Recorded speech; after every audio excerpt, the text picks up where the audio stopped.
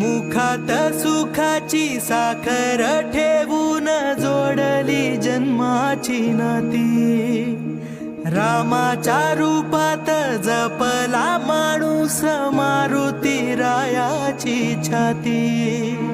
वाघाची लिलानी कपाळी टिळा तू जेडंधारासाठी, भनक भीतीची नवती भवती आभाळ रे माझ्या पाठी,